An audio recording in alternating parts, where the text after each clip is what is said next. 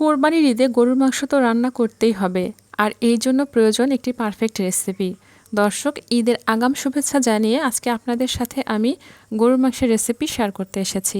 তো চলুন রেসিপিটি দেখে নেই। এর জন্য আমি প্রথমেই মাংসের জন্য মশলা তৈরি করে নিচ্ছি। আর এর জন্য দারচিনি নিয়েছি কয়েক টুকরো, দেখতেই পাচ্ছেন।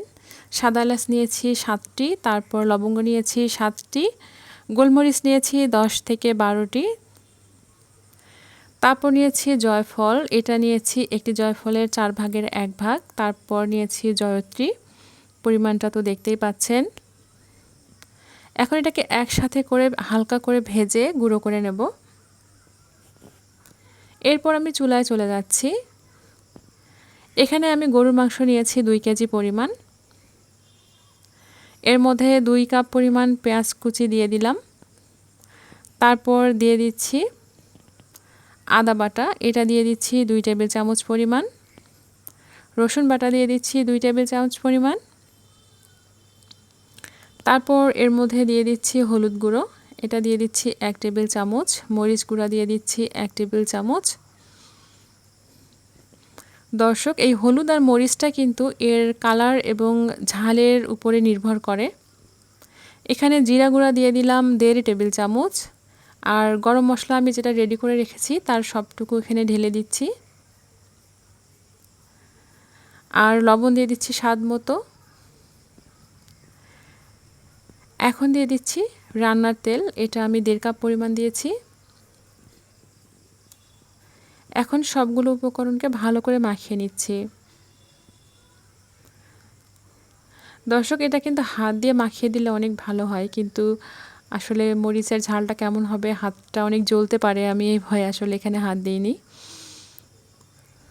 এখন সম্পূর্ণটা মাখানো হয়ে গেলে এখানে চুলাটা জ্বালিয়ে দিয়ে তারপর এটাকে কষিয়ে নিচ্ছি। আগেই কিন্তু আমি পানি দেইনি। এখানে মাংসের মধ্যেই যেটুকু পানি রয়ে গিয়েছে এবং এখান থেকে মশলা টশলাগুলো থেকে যেটুকু পেঁয়াজ থেকে পানি বের হয়েছে সবগুলোর মধ্যেই এটা কিন্তু একবার কষিয়ে নিয়েছি। তারপর এর মধ্যে পানি দিয়ে দিচ্ছি। দর্শক, দেখতে পাচ্ছেন। এখন একটা ঢাকনা দিয়ে এটাকে ঢেকে দিচ্ছি। এই পানিতেই কিন্তু এটা সেদ্ধ হয়ে যাবে না। দর্শক, দেখতে পাচ্ছেন এই পানিটা প্রায় শুকিয়ে এসেছে। শুকিয়ে আসার আগেই ঢাকনাটা কিন্তু তুলে ফেলে এটাকে এভাবে নেড়ে দিতে হবে। আর একবারে যদি শুকানোর জন্য অপেক্ষা করেন তাহলে কিন্তু এই মাংসটা কড়াইয়ের তলায় লেগে যেতে পারে। দর্শক, আমাকে সাপোর্ট করতে আমার চ্যানেলটি সাবস্ক্রাইব করুন এবং লাইক কমেন্ট ও শেয়ার করুন। আর যারা অলরেডি সাবস্ক্রাইব করেছেন, থ্যাংক ইউ সো মাচ। আর যারা ফেসবুক পেজ থেকে ভিডিওটি দেখছেন তারা আমার পেজটি ফলো দিয়ে রাখুন আমার নিয়মিত ভিডিও পেতে। দর্শক, দেখতে পাচ্ছেন মাংসটা কিভাবে কষিয়ে নিচ্ছি। এ পর্যায়ে কিন্তু এটা বারবার নেড়ে দিতে হবে। আর যতক্ষণ না পর্যন্ত মাংসটা তেল ছেড়ে দেয় ততক্ষণ পর্যন্ত এটাকে এভাবে কষিয়ে নিতে হবে। দর্শক, দেখতে পাচ্ছেন মাংসটা কিন্তু এখন তেল ছেড়ে দিয়েছে, দেখুন। দর্শক, দেখতে পাচ্ছেন। এ পর্যায়ে আমি এর মধ্যে আবারও পানি অ্যাড করে দিচ্ছি। আমি কিন্তু ঠিক একইভাবে এই মাংসটা 3 বার কষিয়ে নিয়েছি, তবে এটা ভালো মতো সেদ্ধ হয়েছে। আর এ পর্যায়ে আমি ঝোলের পানি দিয়েছি।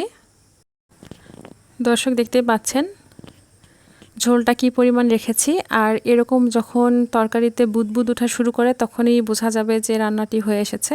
এ পর্যায়ে যদি দেখেন যে লবণটা ঠিক আছে তাহলেই নামিয়ে ফেলবেন। তো আশা করি আমার রেসিপিটি আপনাদের ভালো লেগেছে। আবার আসবো নতুন কোনো রেসিপি নিয়ে, ইনশাআল্লাহ। সুস্থ থাকুন, নিরাপদে থাকুন। আল্লাহ হাফেজ।